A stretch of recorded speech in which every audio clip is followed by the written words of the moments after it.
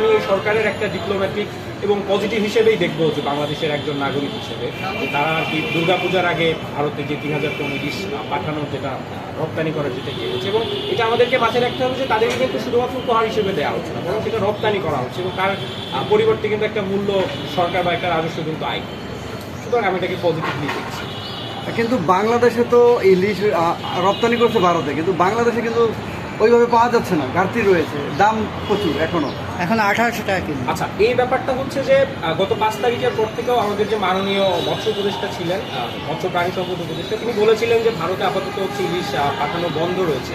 তখন আমরা দেখেছি যে ইলিশের দাম কিন্তু খুব একটা কমই। তো আমার মনে হয় যে এখানে বাজার ব্যবস্থা এবং যে সিন্ডিকেটকরণ, এই সিন্ডিকেটকরণটা ভাঙতে না পারলে আসলে বাজার ব্যবস্থা ঠিক হবে না এবং দাম কমবে না। এখানে রপ্তানি করলেও আমার মনে হয় যে সরকার যথেষ্ট হিসাব নিকাশ করে বা দেশের চাহিদা কতটুকু সেটুকু রেখেই কিন্তু রপ্তানি, সেটা আমার ব্যক্তিগত মনে হয়। আপনি কি মনে করেন যে ইলিশ মাছ রপ্তানি করলে কি ভালো হবে আমাদের জন্য, নাকি না করলে আমাদের দেশের মানুষ, সাধারণ মানুষ যারা রয়েছে তারা খেতে পারবে?